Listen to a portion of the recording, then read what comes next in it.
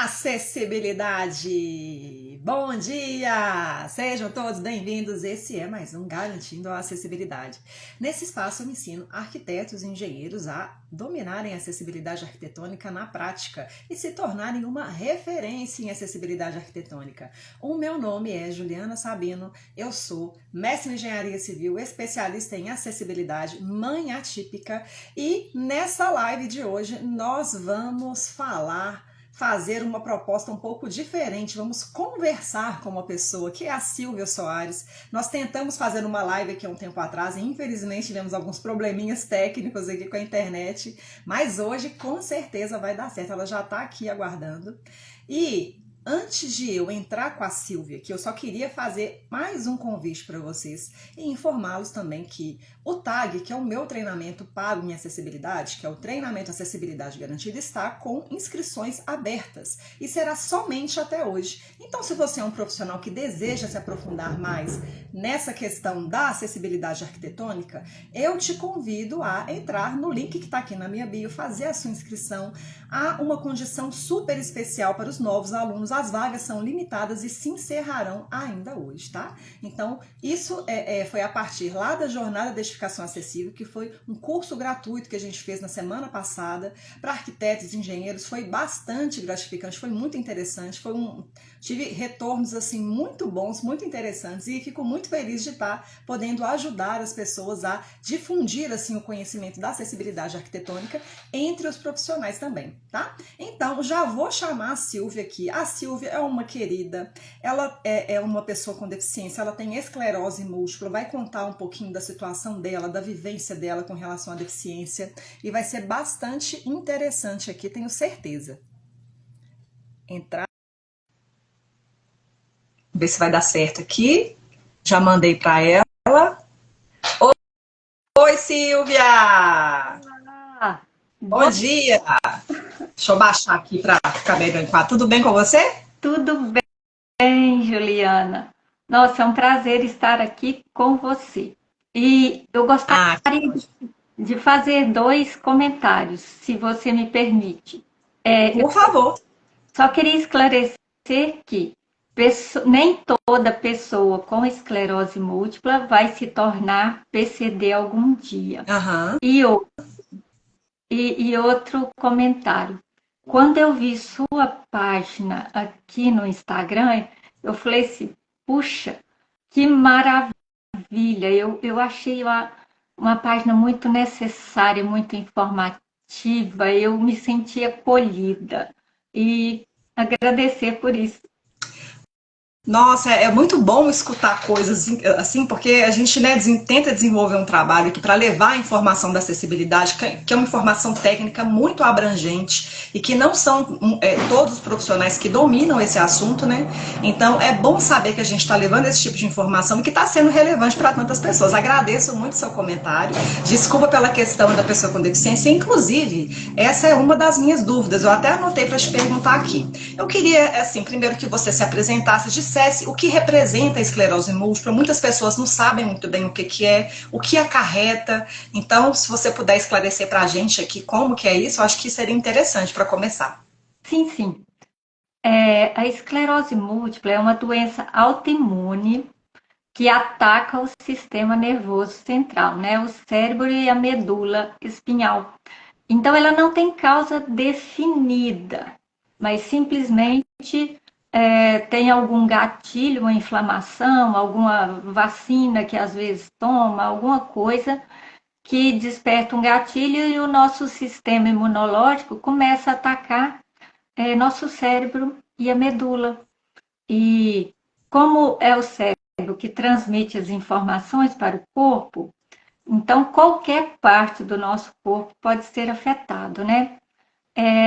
No meu caso, eu já tenho muitos anos de diagnóstico e eu me tornei uma pessoa com deficiência, que atingiu muito minhas pernas. Então, eu tenho muita dificuldade para andar. E às vezes eu ando com dois apoios e às vezes eu ando com cadeira de rodas. E no dia a dia, eu sempre tenho que fazer exercícios físicos, acompanhamento médico, tomar medicação específica para evitar pioras. E confesso que nessa jornada com PCD, eu me deparo com muitos obstáculos e eu vejo que é um tema tão abrangente, assim como você diz, e às vezes a gente se sente esquecida pela comunidade em si. As pessoas ainda têm muita dificuldade em saber como lidar com a pessoa com deficiência, né? E até mesmo acessibilidade prática, assim, de rampa, de lugares, de tudo.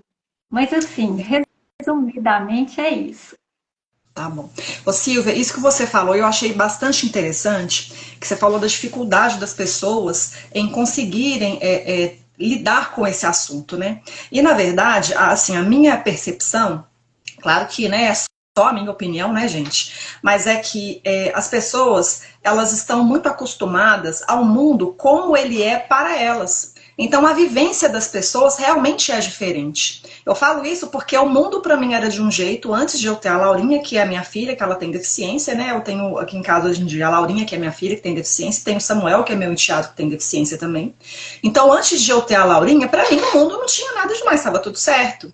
E a partir da vivência que eu tive com ela, eu fui percebendo que não, pera aí, que tem alguma coisa errada aqui. Vamos ver que. Então, assim, eu acho que talvez não é nem questão de dificuldade, é uma questão de buscar ampliar a visão e entender a questão da acessibilidade como algo mais abrangente para todas as pessoas que têm capacidades diferentes, possibilidades diferentes, limitações, né? Então, existe toda essa questão. E como eu disse, isso eu fui revelado para mim a partir de uma vivência que eu tive. E não é todo mundo que vai ter a mesma experiência.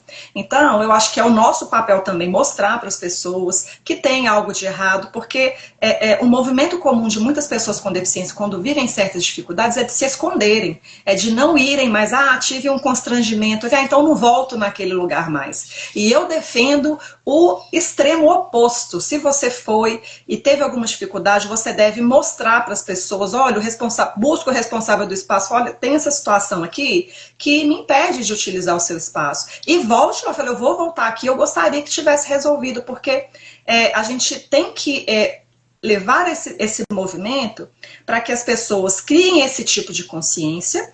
Um primeiro momento a gente pode mostrar, mas caso isso não funcione, existem ferramentas legais para a gente exigir que as coisas aconteçam. Então a gente deve se informar e caminhar nessa direção para ver e para realizar uma transformação efetiva para todas as pessoas. Então agradeço aí a sua colocação, acho muito interessante. Agora fala assim para mim. Você falou que já teve muitas dificuldades com relação às barreiras que você encontra aí ao longo das atividades que você realiza. Conta um pouquinho da sua rotina diária, o que você faz, as atividades que você desenvolve, e a gente vai entrar depois, assim, especificamente quais são as barreiras, as principais barreiras que você encontra para realizar as suas atividades aí pra gente. Tá bom. Assim, eu já sou aposentada por invalidez devido a N motivos que a esclerose múltipla me impôs. E Uhum. em casa, a primeira mudança que eu tive que fazer foi assim, tirar todo o degrau que tinha na casa. Então, minha casa não tem degraus, que é muito difícil. Meu banheiro, é, ele é cheio de barras de apoio. Ele não é ainda o banheiro ideal, mas ele me atende bem. E a gente vai se adaptando, né? Uhum. E eu faço exercícios físicos. Eu acho que isso é uma condição que nós que temos esclerose múltipla temos que fazer para evitar assim uma atrofia e mostrar para o corpo todo dia como que se faz, né? Então, acho que um das primeiras barreiras, assim, um lugar acessível para poder fazer exercícios, né?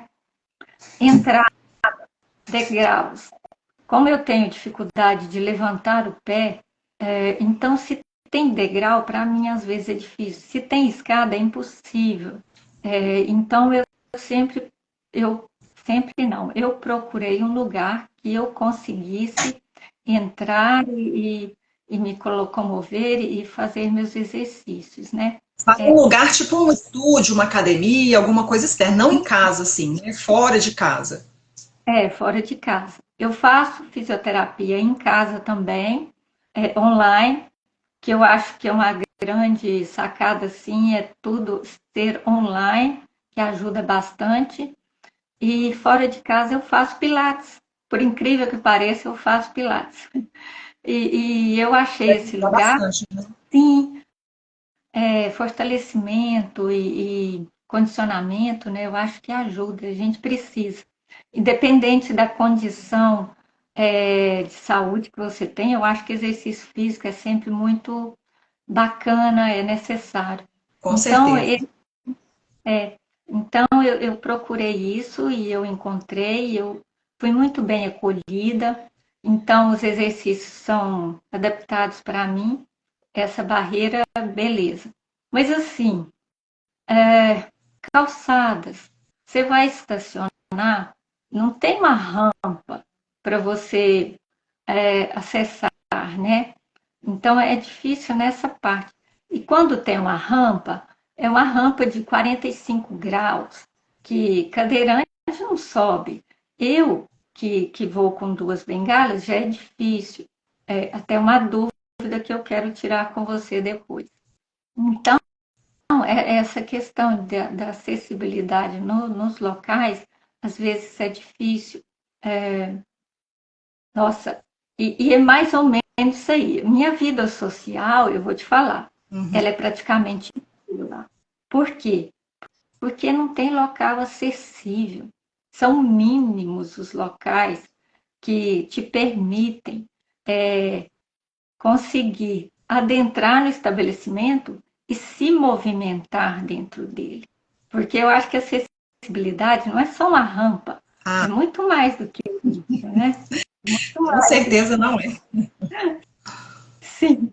E eu acho que é basicamente isso, para a gente não entrar ainda nos assuntos assim, que eu tenho muitas perguntas para você.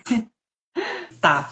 Eu vou só então fazer uma observação disso que você acabou de falar e na sequência você faz as perguntas, pode ser Sim, assim? sim, Então tá. Você falou aí da questão dos degraus. E é muito interessante que muitas pessoas têm esse conceito de que a acessibilidade você tem um desnível, e você vai lá, coloca uma rampa e pronto, o cadeirante vai conseguir acessar. Né? Então, é um conceito assim muito limitado e muito equivocado também. Porque quando você fala de acessibilidade, você dar condições para as pessoas realizarem as suas tarefas, sejam elas quais forem. Então, se você.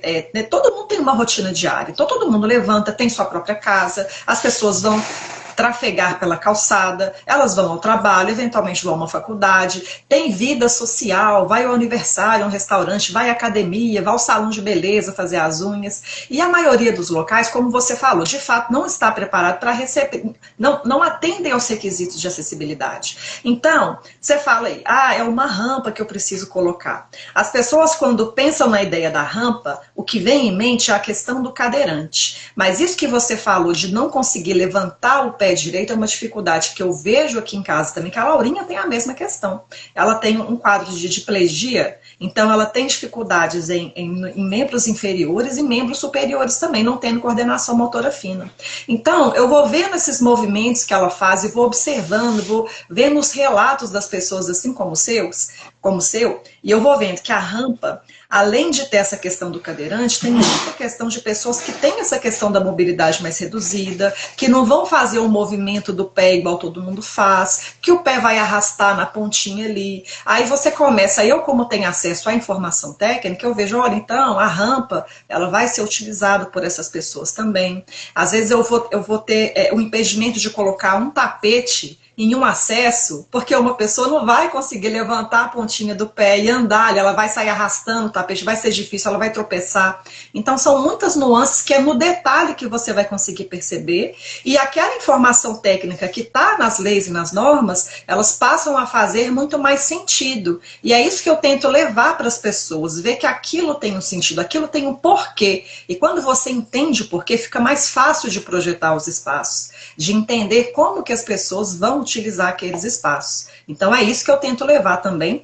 E que bom você ter falado isso, porque realmente eu acho que amplia um pouco o olhar das pessoas que estão assistindo ou que vão assistir essa live aqui posteriormente, para entender que a acessibilidade tem outras nuances. E também isso vai acontecer para a pessoa com deficiência visual, para a pessoa com deficiência auditiva, que vai ter outras questões, uma pessoa obesa, baixa estatura, muito alta, então o espaço deve estar preparado para todas as pessoas, né? Então, agora você pode tirar as dúvidas que você tem, você falou que tinha algumas dúvidas para tirar, então fica à vontade aqui, esse espaço é seu também, com certeza.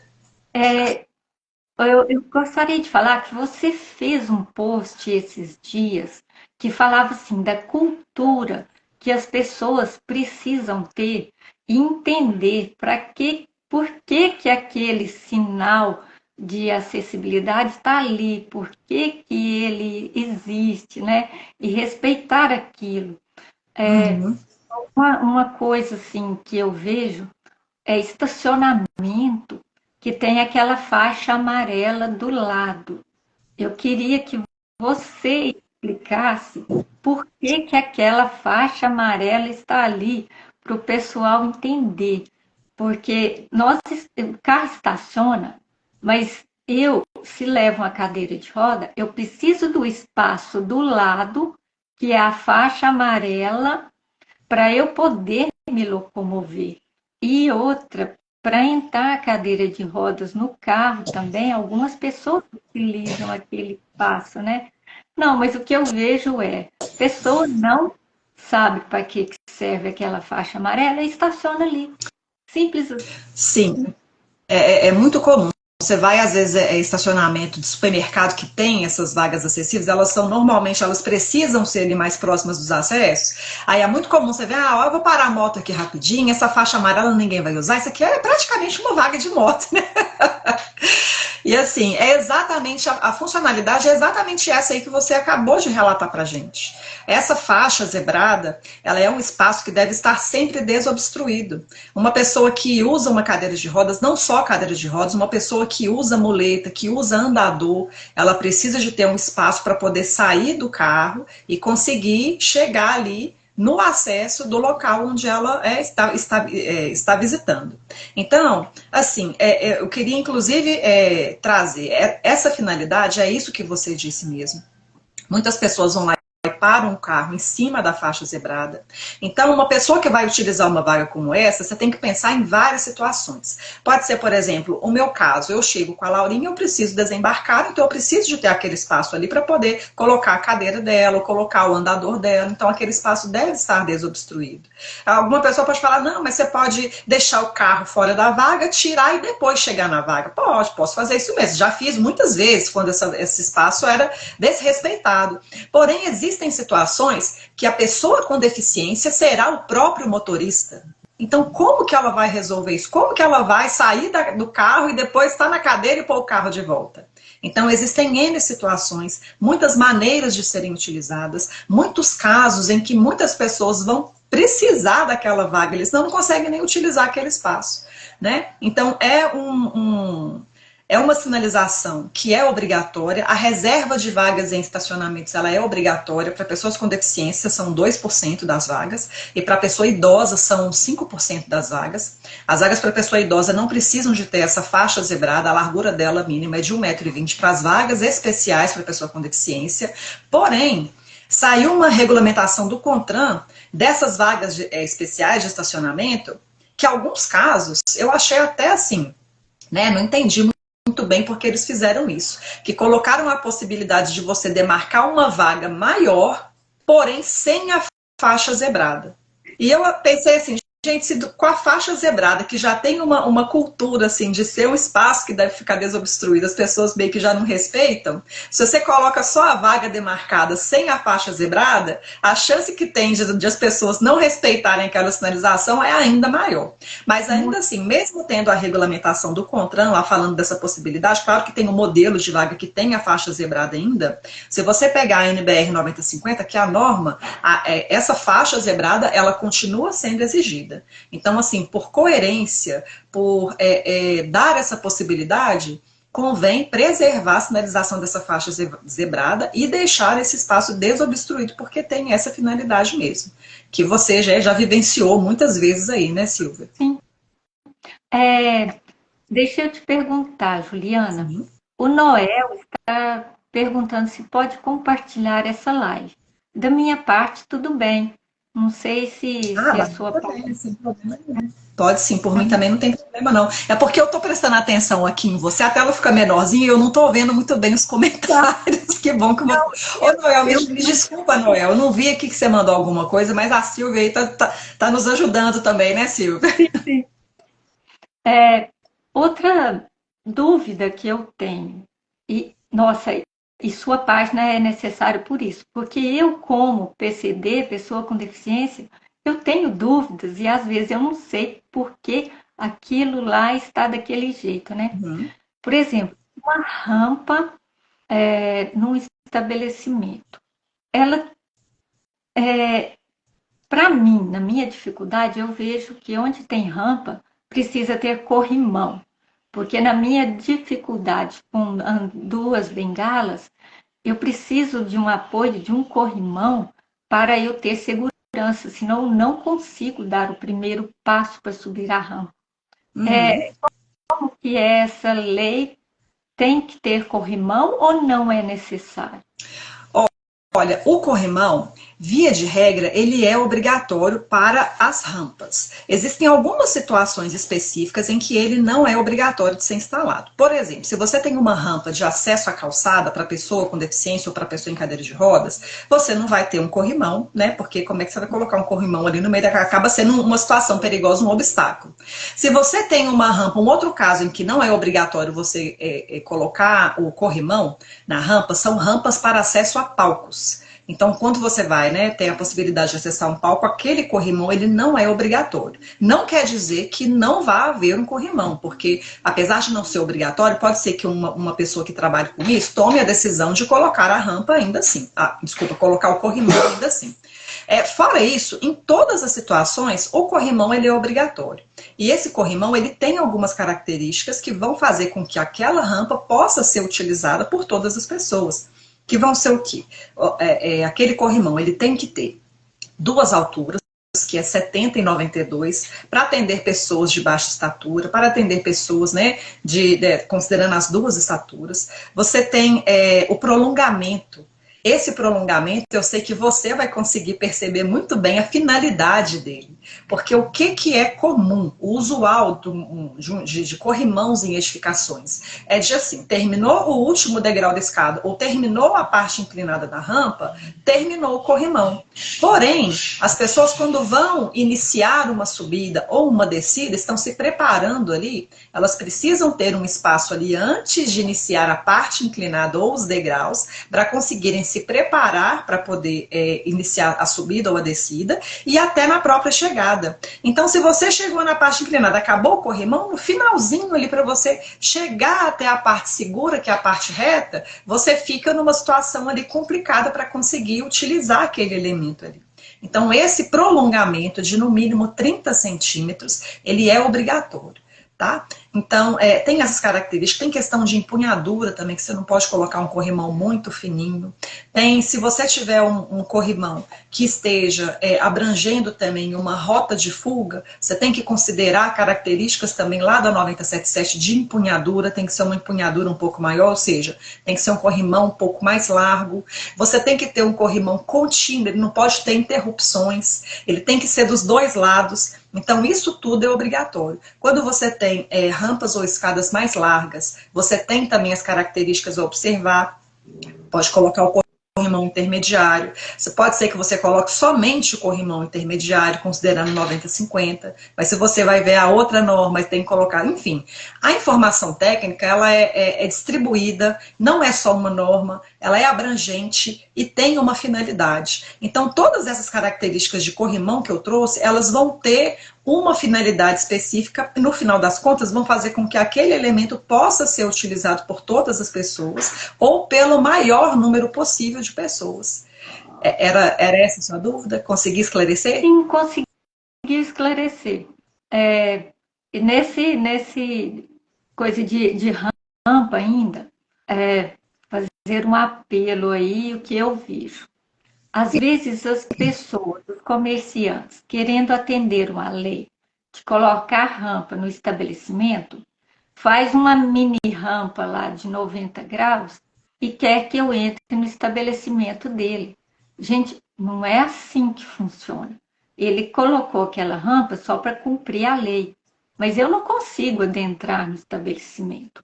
Olha só, eu já escutei de um comerciante uma vez que tinha um degrau enorme para subir, né? Ele falou assim: nossa, eu chamei o pedreiro, mas ele não veio.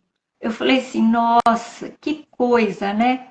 Eu posso voltar lá que está igualzinho. Pedreiro ainda não foi. Então, se você não tem argumentos, não diga nada, porque eu acho muito feio isso. E, e assim, não é uma lei que você precisa cumprir. Sou o meu colega que tem dificuldade, pessoa idosa tem dificuldade. Então, não é a lei que você está atendendo. Sou eu, pessoa física, um possível comprador do seu estabelecimento, sabe? Eu me sinto desrespeitada, eu me sinto. O que eu vejo? Ele não me quer aqui. E, e é aquilo que eu falei também. E às vezes nossa, tem uma coisa que eu quero comprar, você entra. Mas quando você entra, você não consegue circular no estabelecimento, porque os corredores são muito justos. E, e você disse uma coisa, aquela coisa de tapete. Às vezes tem o tapete, você sai com ele no pé. Mas tem uma coisa mais grave, por exemplo, eu com a minha bengala, ela bate ali no tapete, ela escorrega. Eu já levei tombo assim. E não é bonito. Às vezes você machuca e bate a cabeça, porque temos fraqueza nas pernas, às vezes no tronco. Então, você escorrega e bate a cabeça. Terrível isso. Mas assim, infelizmente, o poder público ali nas calçadas, eu vejo rampas muito difíceis de subir. Eu vejo rampas que dão na frente de um muro. Eu vejo uma rampa que você consegue subir, mas do lado tem um poste. Como que você vai circular? Sabe? Eu queria que assim, que você se colocasse no meu lugar, sabe? Às vezes eu tenho vontade assim de montar uma casa para pessoa deficiente e colocar lá duas muletas, uma cadeira de roda, e falei assim: olha, você agora vai sentar nessa cadeira de roda e vai adentrar no seu estabelecimento. Quero ver se você consegue. Sabe? Às vezes dá vontade de fazer isso. Eu acho Eu que penso nisso às vezes também, tá, Silvia? Eu te confesso que eu vejo uma rampa, às vezes, gente, eu vou pedir para a pessoa que fez essa rampa, vou entregar uma cadeira para ela e vou falar para ela subir ou descer isso aqui, para ela ver a aventura que é. Eu tenho uma rampa aqui em casa e ela é uma rampa mais inclinada, que foi o jeito que deu para fazer. Mas eu fico assim, eu já me deparei, já peguei a cadeira da Laurinha uma vez, fui lá na cadeira, fui lá, deu o pezinho da rampa assim, vou descer, não tive coragem. Eu falei, gente, é muito perigoso isso aqui. E as pessoas não têm noção. E isso que você falou acontece mesmo. Eu só pontuar algumas coisas que você falou, tá, Silvia? Igual você falou, as pessoas colocam uma rampa por causa da lei. E, na verdade, a legislação, ela exige que os espaços sejam acessíveis. E acessibilidade não é um favor. Isso aí que você falou, são as pessoas. E eu concordo com você. A gente tem que ver que as pessoas têm as necessidades são diferentes, não são iguais para todo mundo, mas a legislação, ela está aí, então ela está a favor de pessoas com deficiência e de todas as pessoas, que a acessibilidade não é somente para pessoa com deficiência. Mas quando você fala, coloquei a rampa por causa da lei, a legislação exige que os espaços sejam acessíveis e não é simplesmente você colocando uma rampa que você vai garantir a acessibilidade. Na verdade, você vai ser uma rampa que atenda aos requisitos de acessibilidade, que são muitos. A gente falou do corrimão aqui, que é um deles, mas um dos principais que a gente tem que considerar é a questão da geometria. Então vai ter uma inclinação máxima ali que aquela rampa vai poder ter. Eu vou ter uma largura mínima que aquela rampa vai ter. tem outros elementos, tem guia de balizamento. Se é uma rampa que vai vencer um desnível mais alto, eu preciso de ter o guarda-corpo. Então, todos esses elementos que vão compor uma rampa acessível é que vão fazer com que aquele espaço atenda a requisitos de acessibilidade. Não é você fazer uma rampa que o pedreiro foi lá e quebrou e fez. Não, eu preciso atender a esses requisitos, tá? E a gente tem que pensar também, Silvia, que assim, igual você falou, né, abordou o responsável por essa loja, ele falou, o pedreiro, e tal, e arruma uma, né, enfim, não vou entrar no mérito. Mas a gente tem que conhecer os nossos direitos também e fazê-los serem cumpridos, serem atendidos. E eu já tive experiências muito felizes aqui de buscar recursos para poder fazer valer os direitos da Laurinha aqui, principalmente com relação à escola, acessibilidade na escola, os direitos que ela tem ali de ensino mesmo, né? E de ter uma resposta muito positiva e passar a entender melhor como funcionam esses mecanismos. Então, você disse aí de calçada, que as calçadas às vezes não têm o desenho correto, a rampa ela vai dar em poste.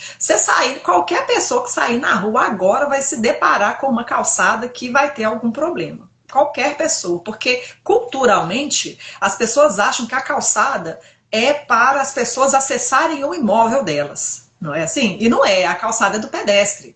A calçada é para a circulação do pedestre, não só para a circulação do pedestre, tem outras funções também. Você vai ali abrigar equipamentos urbanos, você vai ter placa, você vai ter lixeira, você vai ter um monte de coisas. E as calçadas, elas também têm requisitos de acessibilidade para serem atendidos, mas elas vão estar ali, são de responsabilidade do proprietário do imóvel, e quem vai fiscalizar normalmente vai ser o município, vai ser a prefeitura. Então, entender também quais são os mecanismos. Aqui em Belo Horizonte, a fiscalização ela atua somente sob denúncia. Então, se você viu uma calçada que está te prejudicando, que você passa por ela, teve algum problema, ou se machucou, ou tem buraco, ou não tem a rampa adequada, você tem o instrumento de ligar na prefeitura, liga aqui 156, faz a denúncia e a pessoa ela é notificada a regularizar a calçada. Então, é importante compreender quais são as ferramentas para movimentar a informação para fazer valer esse direito que as pessoas têm também, certo? Certinho. E outro comentário, assim, eu pego medicação na farmacinha da prefeitura, e lá tem uma rua muito íngreme para subir, e não tem corrimão. Eu liguei na ouvidoria e falei, e comentei sobre isso, olha, precisava de pelo menos um corrimão. E eles, como estava em reforma, não, a gente está fazendo a reforma e é previsto isso. Só que a reforma terminou e o corrimão não foi instalado. É lamentável isso, eu fico muito chateada com isso. Mas eu vou tentar novamente, e igual você falou, eu vou tentar fazer valer assim, um direito meu, né? Para facilitar melhor. Mas eu queria te fazer outra pergunta. Teve uma vez que eu estava fazendo algumas modificações aqui em casa, né? E eu fui comprar uma porta num estabelecimento. E eu perguntei, nossa, moço, quanto que tem que medir uma porta para caber uma cadeira de rodas? Ele não soube me falar. O gerente não sabia. Ninguém da loja de ferramentas de vender não sabiam. Eu falei assim, mas poxa, eu fiquei decepcionada. Mas e aí? Quanto tem que medir? Assim, eu sei, mas eu queria que você falasse sobre largura de portas. Tá, eu vou falar sobre largura de porta. Eu só queria emendar, porque o Luciano mandou uma mensagem aqui, né, Luciano? Ele mandou assim, ó, em minha cidade, nem por denúncia eles tomam atitude. E assim, só para finalizar essa questão da denúncia, porque você falou que você buscou a ouvidoria do lugar que você vai lá pegar a medicação, né? E meio que as coisas não funcionam. Eu vou contar muito rapidamente aqui como que eu resolvi algumas questões de direitos, né, de pessoa com deficiência aqui para a Laurinha. Porque eu tive alguns problemas com uma escola que eu a matriculei aqui há alguns anos atrás. Então havia muitos problemas. Eu não tinha professor de apoio, ela não tinha o material didático, não tinha o transporte, que é um direito de pessoas com deficiência, ter o transporte acessível. Enfim, um monte de coisas lá que a escola não atendia. Eu entrei em contato com a escola e falei, olha, tá faltando, que eu sou informada, eu trabalho com isso, né, ó, tá faltando isso, isso, isso e isso. Aí a pessoa, vamos providenciar, e nunca providenciava. Aí eu busquei a Regional Pampulha, que é onde era aqui a escola que a minha filha estava matriculada. Ah, não, vamos resolver, e ninguém resolvia nada. Aí eu busquei a Secretaria de Educação. Então, assim, eu fui subindo, fui buscando o que eu via que eu poderia resolver. E nada nunca resolveu. Isso foi um período, assim, que eu fui tentando, porque o ano letivo acontecendo, pensa, a Laurinha sem professor de apoio, sem material didático, sem um monte de coisa, a gente vai para a escola só para falar que vai à escola? Para mim isso não faz sentido.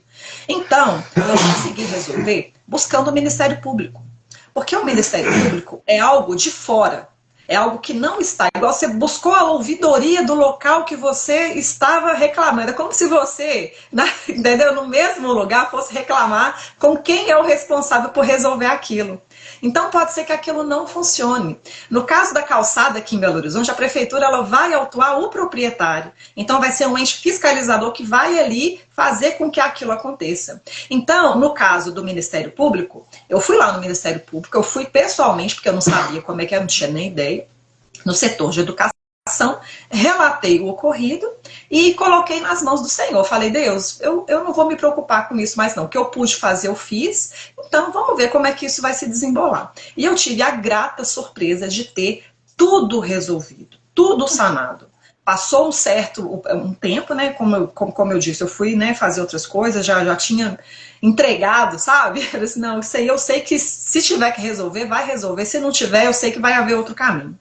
Mas uma por uma das demandas foram atendidas. Do nada a escola me procurou, falou, olha, a gente está aqui, a gente queria ver com você a questão do transporte, então o material já está sendo providenciado, o professor de apoio já está chegando. Então eu fiquei muito satisfeita de ver que existem ferramentas. E a gente deve buscar essas ferramentas e entender como é esse processo, que aí as coisas passam a funcionar. Então, para mim, serviu como aprendizado. Eu sempre falo esse caso e outros também que já aconteceram para as pessoas, para elas saberem como que elas vão fazer para conseguir ter os seus direitos atendidos. A legislação está do nosso lado. E um fiscalizador, nesse caso que funcionou, foi o Ministério Público, que tem o poder de ir lá e fazer, não, isso aqui, ó, vamos lá, vamos resolver isso aqui, né, gente? E tudo se resolveu, então, fica uma dica, assim, para as pessoas que às vezes estão passando por alguma dificuldade. Eu tive uma resposta muito interessante lá no MP, tá bom? E, Silvia, eu vou falar aqui da largura de porta, que você falou aqui agora, né, só para emendar o assunto. Então, quando a gente vai falar de largura de porta, na verdade, eu também tinha essa dúvida. Quando a Laurinha começou aqui, eu comecei a ter as questões aqui com a Laurinha, e eu também não sabia, e olha que eu era engenheira, então assim, qual que é a largura de uma porta? Eu também não sabia. Então, assim, as pessoas não têm informação, por mais que as pessoas trabalhem ali, material de construção, eu procuro entender também que não é a questão da vivência, eu procuro me colocar no lugar delas também, porque é algo mais específico. Tá? E eu fui buscar as informações de acessibilidade, uma das motivações que eu tive foi exatamente essa, ninguém sabia nada. Ninguém sabia qual que é a largura da porta, ninguém sabia quantas vagas que precisava ter, ninguém sabia como que era o sanitário, onde que era. Aí eu comecei a estudar por esse motivo. E a largura mínima de porta é 80 centímetros. Mas 80 centímetros não é uma porta de 80, porque uma porta de 80 pode ser que quando você a instale, ela fique com um vão livre menor do que 80.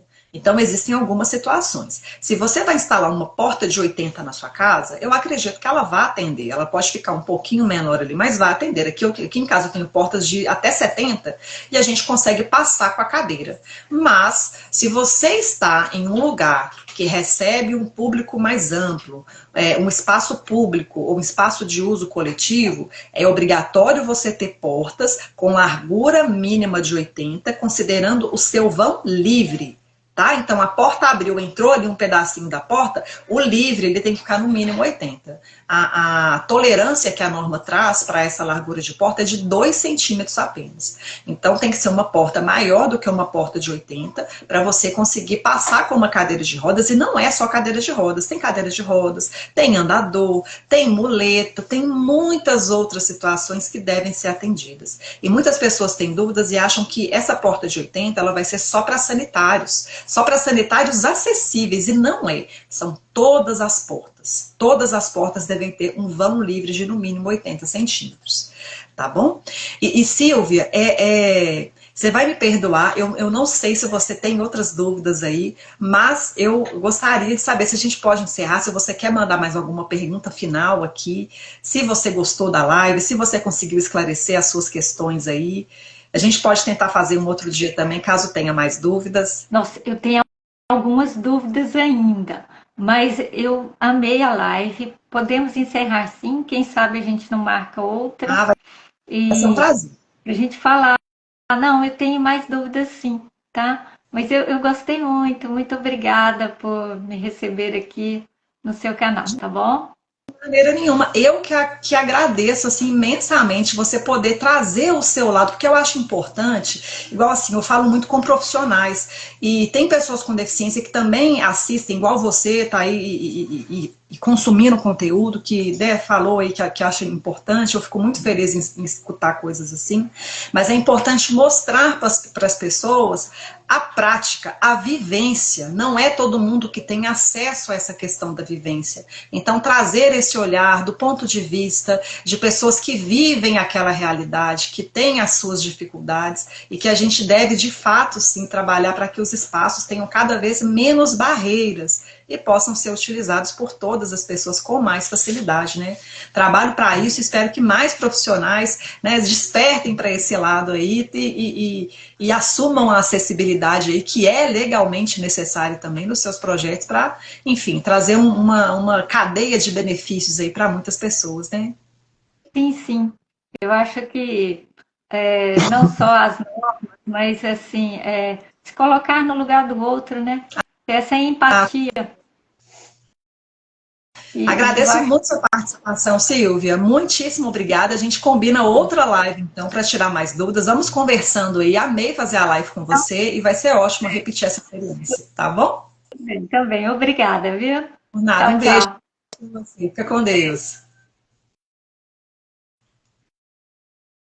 Gente, eu vou só aqui acenar para as pessoas. Muito obrigada a todos que participaram aqui. E é isso. Só relembrar aqui que o TAG está com inscrições abertas somente até hoje. Então, se você é um profissional que quer se aprofundar em questões de acessibilidade, entender melhor como é esse mundo na prática, eu reforço o convite aqui para vocês. O link para você fazer a sua inscrição está aqui na bio do meu perfil e é somente até hoje. Deixa eu acenar para todo mundo que participou aqui. Cíntia Tolentino, oi Cíntia, Ale Coelho, André Ponce, Maria, Anale, Luciano, tá sempre aí, né, Luciano? Eliana, Prade, Marciliana, enfim, vou acenar para todo mundo aqui.